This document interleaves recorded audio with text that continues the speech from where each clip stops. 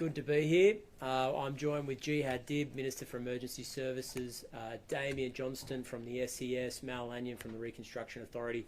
We're here to speak about the latest from the Northern Rivers and the circumstances relating to that, and some announcements from the New South Wales Government about programs that were put in place to get that community back on its feet. Firstly, there's good news when it comes to the rivers in the Northern Rivers. All are receding. Some of them are happening at different rates. Some are coming down very quickly. Others are taking a little bit of time, but none are in flood mode, which is good news. It means that the flood rivers aren't rising, so the immediate threat to the community has been reduced. That's good news. There's been no new notices of evacuations in the last 12 hours, and the SES will remove evacuation notices or prepare to evacuation notices as soon as possible. And they'll issue return with caution warnings to the communities that have been affected. And that means exactly as you'd expect. If you're going to go back to your property, do it thinking about exposed power lines, thinking about what it means for your house, whether it's safe to return. Do it in a cautious way, and obviously keep an eye on the weather patterns as they come through. We would like to say to the community, please be safe. We've weathered a very difficult storm in the last week through community cooperation, genuine community spirit, amazing know-how from our emergency services, and it's really been powered by the volunteers of the SES. So we want to make sure that as this weather pattern moves through and we see the back of Alfred for good, we are in a position to say that there's been no further loss of life, no unintended terrible accidents as we head into the final hours of this emergency. The New South Wales Government, in conjunction with the Commonwealth Government, has also announced a funding package of emergency assistance, financial assistance of $180 for individuals, up to $900 for families who need to cover essential costs such as food, clothing, medicines, emergency accommodation over the last week. The personal hardship assistance grants is for those individuals, and it's aimed to help them get back on their feet and recover. It will apply to communities that were subject to an evacuation order or had their electricity cut off for a period of 48 hours, and you can access those funds from the Service New South Wales website or through your app. We encourage you to do that. Mal will speak a little bit more about that, but we know the communities have been severely disrupted and interrupted during this period, and we want to make sure that they've got all the help they need to get on with their lives. I spoke a little bit this morning, and I want to speak a little bit now about our concern when it comes to squatters in the Northern Rivers moving into properties that have been reclaimed by the New South Wales Government. Now, the government has spent $900 million of taxpayer funds to remove people from very flood-prone areas of the Lismore region. These are flood-prone, low-lying areas where the household elected to move out, to move to higher ground, and the house would effectively be condemned so that the community could be safe and we could reduce the exposure of affected communities and families in the event of a natural disaster. Look, unbeknownst to me, in all candour, I wasn't aware that we were currently in court trying to execute eviction notices on some members of those communities when Tropical Cyclone Alfred emerged in the last week. This is a completely unacceptable set of circumstances. It's not tolerable to have so many people located in flood-prone land still in danger and have SES personnel, volunteers, have to go and check on those households, check on those communities to keep them safe. We bought those houses so that we could keep communities safe, so that no one would live there, and to have squatters move in off the back of that is completely unacceptable. So I've made a decision in conjunction with the Reconstruction Authority that we are going to demolish those houses. We're going to make sure that these communities are safe, and we can't have an intolerable situation where large numbers of people are in harm's way after New South Wales taxpayers have spent millions of dollars trying to make the community safer. I can't have a situation where when a tropical cyclone or the next flood hits Lismore, we are checking on houses that should be vacant as a result of millions of dollars that we've already spent. That'll take place in the coming weeks, but it's absolutely necessary that we do it. We're not trying to exacerbate the housing issues in the Northern Rivers. Indeed, we've spent millions and millions of dollars on homelessness services in the Northern Rivers, as well as emergency accommodation and social housing as part of the New South Wales government's budget. But the housing problems are not going to be solved by moving people into flood-prone land. We have to draw a line in the sand here, and that means demolishing those houses and ensuring that we can get on with life in the Northern Rivers. I also wanted to speak about the comprehensive police investigation into the caravan at Dural and a wave of attacks on the Jewish community, focusing on property, on religious institutions and on schools in the last few months. Because of a comprehensive and massive police operation, it has been able to show that that police will allege that a group of individuals, through a despicable conspiracy, were able to sow fear and division and terror into the Jewish community over the last few months. Now, I'm very happy that this investigation has concluded and individuals have been arrested as a result of their behaviour. But regardless of the conspiracy, this is, by any objective measure, despicable behaviour, and we need to make sure that in all circumstances we send a strong and clear message that hate will never be tolerated, and it is never okay, never to be tolerated, to allow individuals to, as a result of victimisation and individual targeting, set one group off against another. We need to make sure that we've got strong laws in place. I'm glad the New South Wales Police, along with the AFP, have concluded their investigations, and obviously the individuals who've been charged face very stiff penalties if they're convicted in court. I'm going to pass over to Jihad. Thanks so much, Premier. Well, good morning, everybody, and I'll start with the really good news. And the good news is that we've moved along to a lot better position than where we were this time last week. As the Premier has outlined, there are no current evacuation warnings in place, and that's a really important step. That means that people will be starting to return to home, and again, we ask them to do that with a sense of caution. Today, as we stand here, there are 50 multi-agency teams up and down the coast who are doing rapid assessments of damage to all of the places where we did have different warnings in place. And what that means is the teams are made up from volunteers and members of all the different agencies. They're multi-agency, and they literally go from place to place to place, making sure that it's safe to return home.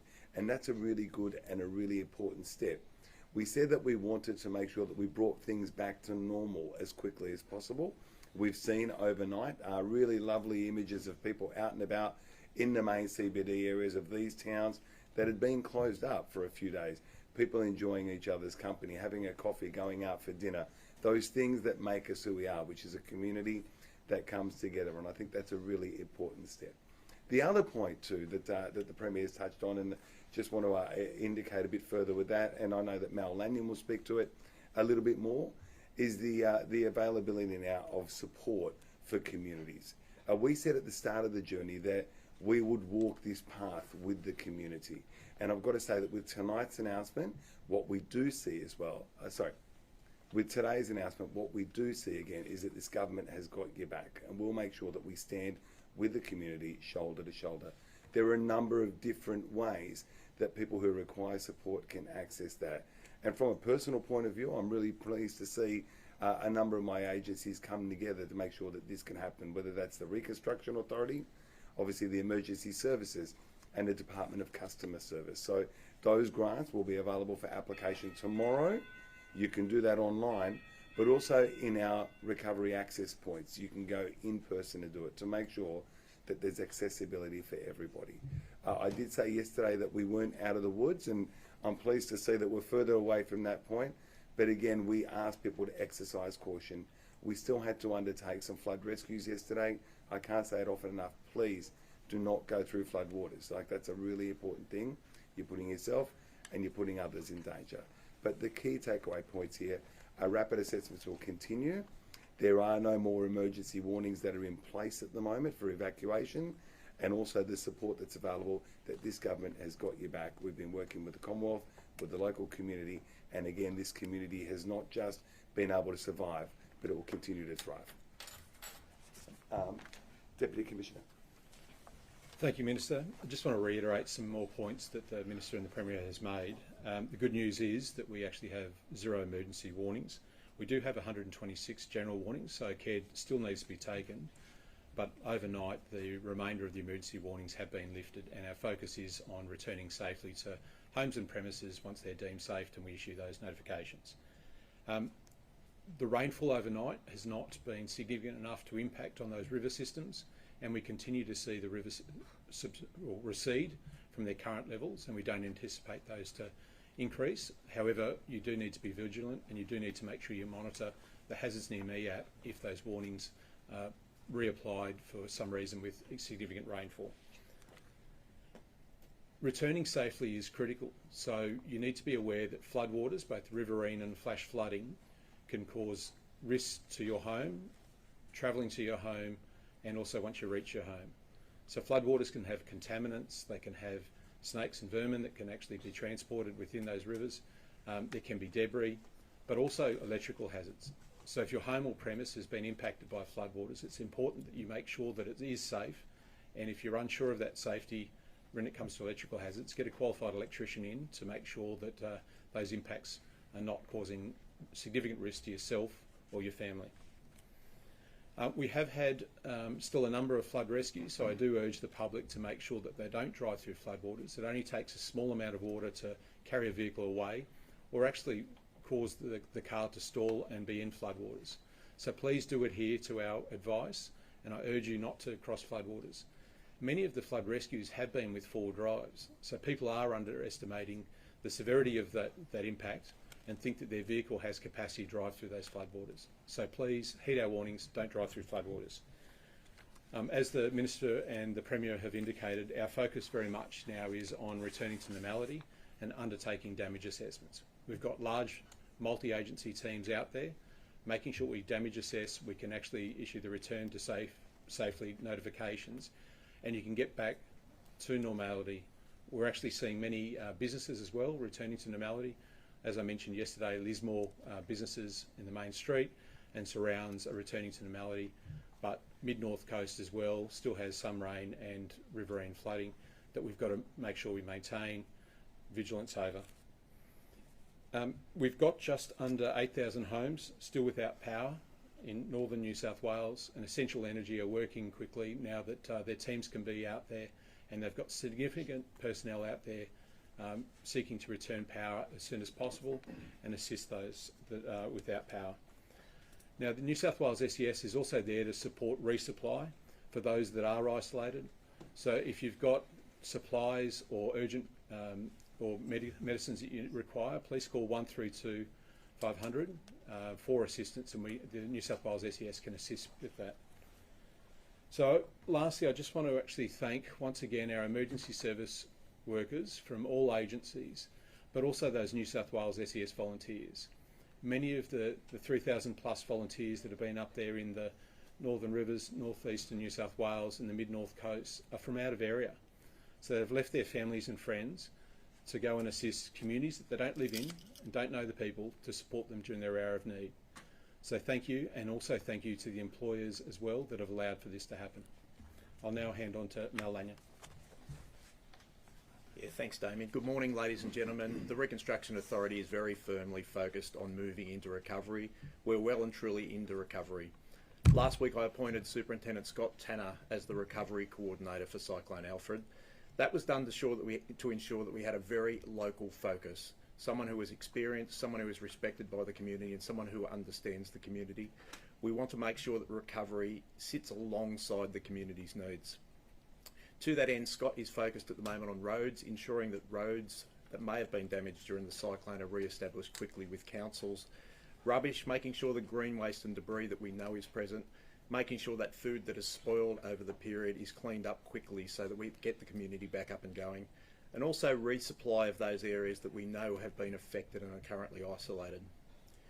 We work very closely, and today we're doing rapid damage assessments with the SES. It's really important for the Reconstruction Authority to understand what damage there has been so we can best support our community. With the SES today, we also have our Red Cross community resilience teams. They will be out with the RA, meeting and talking to local members of the community to understand what they need. I'd really like to give a shout out to our recovery partners, the Red Cross, the Salvation Army and Vinnies, who are alongside us every time there is a disaster right around the state. They do an amazing job to support communities. From Thursday, we'll establish recovery action points. They will be at Ballina, Lismore, Tweed Heads and Coffs Harbour. They will be there and they'll provide a service with our providers. So we'll have a range of services there for the community to access. So if you need information, please attend a recovery assistance point. We will move those around the region as well. As we determine the needs of the community, we will be very mobile in how we provide that service to the community. We're also doing mobile outreach from Thursday from Kyogle through to Dorrigo to make sure we have a greater reach again within the community. The Premier has announced this morning the personal hardship grants. They apply to people who live in one of the 18 LGAs which have been declared with a natural disaster declaration. To be eligible for those grants, a person must have been subject to an area that was an evacuation order by the SES or were without power for 48 hours. To actually look at the eligibility criteria and how best to apply, please go to the New South Wales Government.au site, Cyclone Alfred Recovery. All of the information on how to apply there. There are other forms that are currently assistance for the community as well. The Disaster Recovery Allowance is a Commonwealth allowance designed to benefit sole traders or employees who have lost income as a result of the disaster. Information for that allowance can be found on the Service Australia website. Putting together the information onto our own website, the nsw.gov.au/Cyclone Alfred Recovery, allows members of the community to access all of the information they need. If you're uncertain about what is available, what support you need and how we can assist you, please go to that site. Alternatively, from Thursday, please go to a recovery assistance point and we'll be there to assist you. The New South Wales Reconstruction Authority won't be going away. We've stood alongside the people of Lismore and the Northern Rivers since 2022 and we'll be there to make sure we restore the community and get you back to the status of life that you deserve. Thank you. Thanks, Mal, and we're all happy to take questions. Premier, police said that almost immediately they recognised that the dual Hang on, caravan... no. We'll ask anything about the flood situation. This was in your intro as well. Yeah, sure. Is there any questions about the Cyclone Alfred? Yes. Yes. So this morning you told Ben Fordham that you were unaware about the squatter situation in Lismore. This has been reported on before. Did Janelle Saffin not make you aware of this situation? Yeah, look, I mean, we have many conversations with Janelle. You'd appreciate that when you've got a massive natural disaster in the community, you're talking about all kinds of things, financial assistance. You're also speaking about recovery programs. You're also speaking about businesses in downtown Lismore getting back on their feet. I mean, I'm just being candid about what I was aware of. I had no idea there was such an extensive network of squatters in the community. It's subsequently been brought to my attention that there were meetings that took place between the Squatters Collective and government officials about how to get them out of these houses, including having them jump the queue for social housing and jump to the front of the queue. And that's completely unacceptable. And we're now I can't have a situation where we're putting people in harm's way who are on the floodplain after New South Wales taxpayers have paid money to get them out of those houses. We have to take action. Are these government officials local council members or were they part of the RA? Yeah, I think they were part of the RA, but you have to understand the RA is responsible for thousands of things, particularly when you've got a complicated natural disaster like we've seen in Lismore. So, it's about a balancing act, but and also about information flows. It's not their responsibility, it's my responsibility to be on top of the latest information from Lismore. I know that Mal and the team would have been working hard to get that community up on their feet. But look, if I had my time again, we wouldn't have a tropical cyclone where we've got so many squatters who are in harm's way. It's obviously ridiculous. I can add to that if you want. I will keep going, mate. Yeah. Premier, police said that almost immediately they recognised that the dual caravan was not a possible mass casualty event. Now, obviously, for the purposes of investigating, law enforcement had to treat the threat at its highest. But what was the public benefit in your decision to describe this as terrorism at that time? Well, I mean, I think the most important thing to say here is that we had to be very clear about, once it was revealed in the newspapers, what the threat was, to take it incredibly seriously. I think reasonable people would assume that New South Wales Police and the New South Wales Government would say, we want you to investigate this as if it was the worst possible potential exposure to the public. Secondly, This was a violent attack across New South Wales. We saw instances of fire bombings, the destruction and burning down of a childcare centre that was adjacent to a synagogue, as well as police will allege in court the potential or attempted burning down of synagogues in New South Wales. So based on all that information, the attacks that happened prior to and after the discovery of the caravan, it would have been negligent not to take this incredibly seriously. Obviously, as the information came to light, as the inquiry and investigation continued, changes to the inquiry and the motivation of those who were responsible came to light and were obviously told to me, but I wasn't in a position to hold a press conference and say, by the way, the circumstances have changed. That obviously would have tipped the hand of New South Wales Police, and delicate investigations, as I made the case at the very beginning when we disclosed the presence of the caravan, often need to be conducted in a clandestine or covert way. This morning on 2GB, though, you said you'd never heard of such a plot. Were you not properly briefed about the possibility What was my quote? that this was this was unheard of, this sort of plot? Yeah, I think you're conflating the two things. No, but were you not properly briefed about the possibility? But that can this you was read not my quote out to me? What did I say on 2GB? I haven't got the exact. Yeah, quote, I think you'll find I was saying that. I'm point- going to finish my answer. I think you'll find I was saying that the circumstances of the plot are so unreal as to be nothing that I've encountered before. I mean, I think that's reasonable, and I think most people waking up this morning would have exactly the same view. So yes, at the Max? point that you said it was terrorism, you were briefed about the possibility that this was not a mass casualty event, that this was just organised crime going for leverage. Hang on a second. The investigation had only just begun. So all possibilities were on the table. But very early on, the AFP did say they had ruled out that this was a mass casualty event, or could have been a mass casualty event. No, New South Wales Police hadn't ruled that out. I mean, we were facing a situation where there'd been a series of violent attacks in our community. The motivation for that was open for an investigation, and it continued from that point. But nothing could have been ruled out at that point, and I think it would have been negligent if it was ruled out at that early part of the investigation. This was hours after, this was not long after New South Wales Police had conducted a joint raid on the caravan. Are you deeply concerned by the disconnect between the AFP and New South Wales Police given this breakdown? Oh, look, I'll leave that up to the police agencies. I mean, they've got... I think it's also important to note that as a result of a very complex, detailed investigation, they were able to get to the bottom of this plot, and they're going to present that evidence in the courts in the coming days. But the circumstances relating to the inquiry were complex, and they needed to be fully investigated, and both police agencies were able to do that. When it comes to information sharing and other practices of law enforcement, I think the public would expect, both governments would expect police to conduct these investigations in cooperation, and based on what they've been able to present to the court and what they will present to the court in the coming weeks, that's what's happened. When one were of the you- most high-profile events that's happened in Sydney of recent memory, and these two agencies weren't talking to each other, and you've been exposed by the lack of communication. Well, no, I mean, it's, again, you shouldn't jump to conclusions. It's not true that these two agencies weren't talking to each other. There's constant information sharing about all aspects of, whether it's a CT investigation, whether it's major organised crime.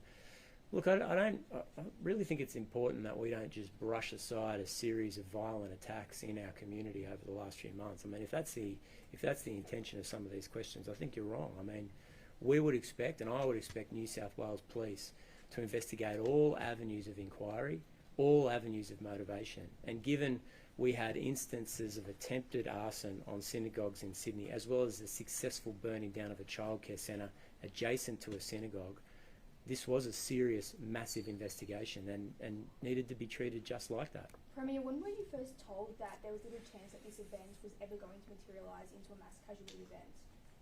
Well, I mean, obviously as the investigation progressed, more information was given to myself and the police minister. I couldn't give you the exact date, but it wouldn't have been a definitive declaration. It would have been the Deputy Commissioner saying to me, these are our lines of inquiry. Increasingly, it looks as if this is the motivation, but inquiries take time, and I wouldn't have been in a position to jump out and say, look, the motivations for this particular crime we believe have changed, because it would have blown the covert police investigation that was taking place. Tony Burke says that Peter Dutton was conned by organised crime. Were you also duped into using I mean, the look, Office just of New South s- Wales silly Premier question, into a absolutely not. megaphone for terror when you could have waited until that line of inquiry More was of a closed? statement than a question. Absolutely not.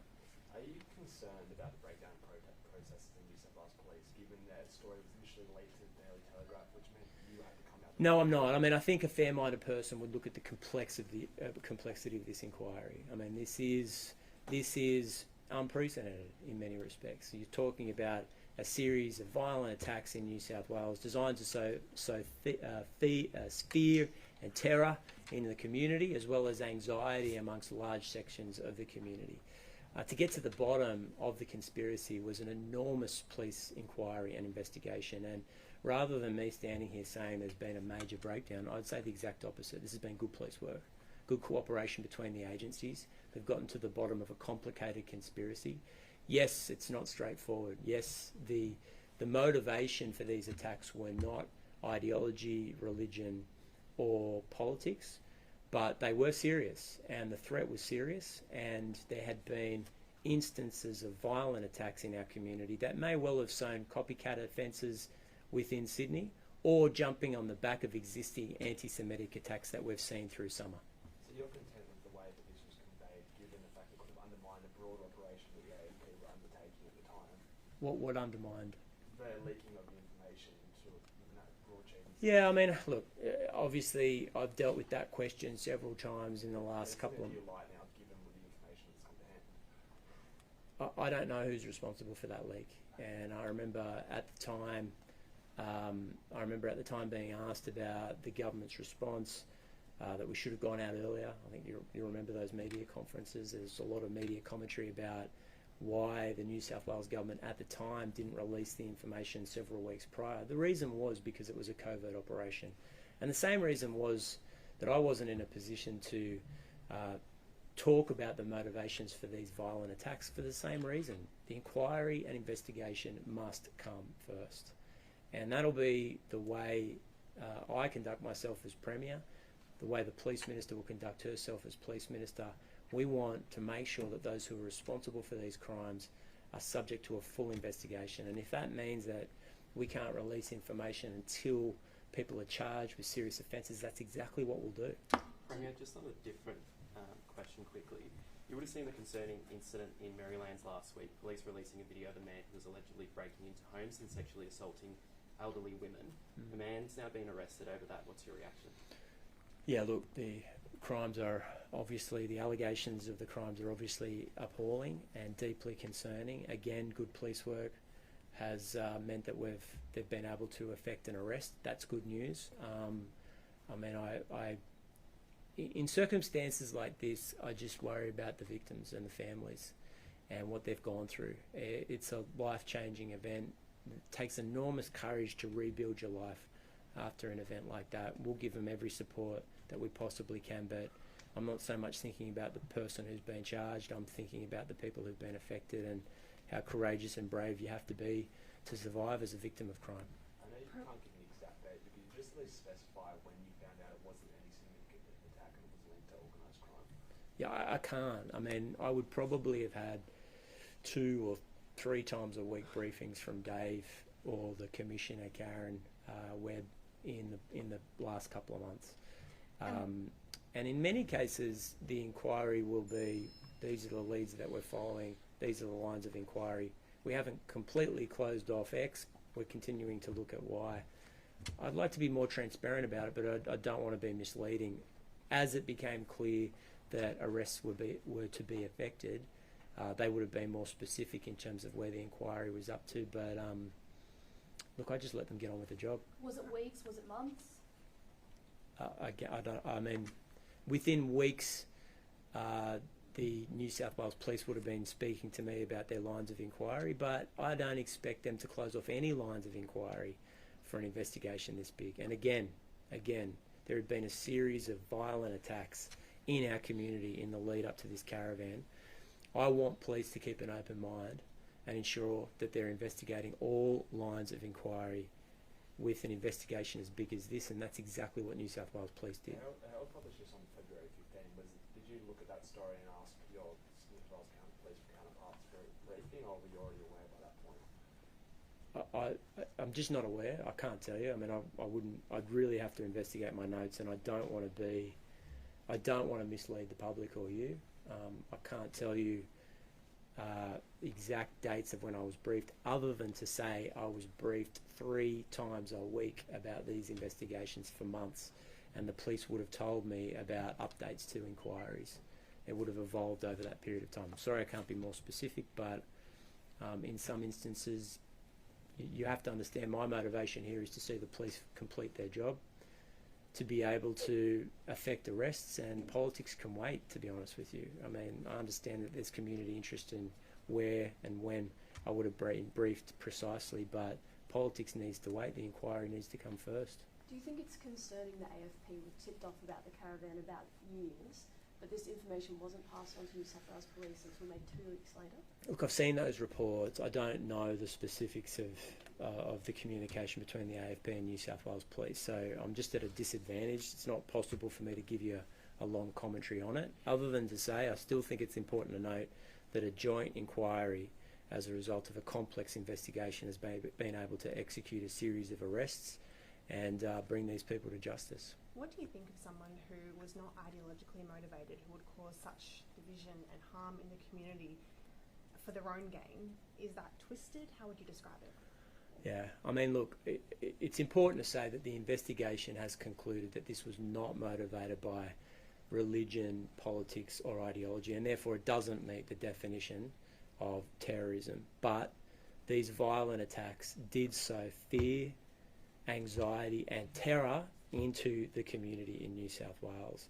It was a threat that needed to be confronted with a comprehensive response, and whilst these individuals are before the courts, I'm just sickened. I'm sickened at what police will allege, that an individual could try and set one Australian against another for their own advantage. Do you think the mastermind behind this plot is in jail in Australia? I'm not going to comment about that individual. Premier, one of the things mentioned by the AFP yesterday was that the perpetrators in this were trying to scare the community, which they acknowledged early on. So do you think it was right for the AFP to describe it as a mass casualty event, the potential for a mass casualty event, considering they knew early on that it was... Yeah, I mean, it's been repeated a few times that police knew. Police suspected, and that was certainly a line of inquiry, but they needed to chase down all leads associated with this caravan. And the potential for a mass casualty event was something that needed to be investigated by police and ruled out. Now, they did exactly that, but I don't think we should be putting the cart before the horse, or even implying or alleging that this was definitively proved, widely believed, or even concluded. The investigation had concluded when it had only just begun. And I expect police, particularly for an investigation as large and as important and as violent as this, to investigate all modes and all lines of inquiry. And they did exactly that. Now, that's what we would expect from police. They didn't lock in on a particular motive straight away. They kept an open mind about what the real motive for this would be. They did their work. They investigated all avenues of inquiry, and they've arrested a number of people today, or yesterday morning. Great. Thanks, everybody. Appreciate you being here.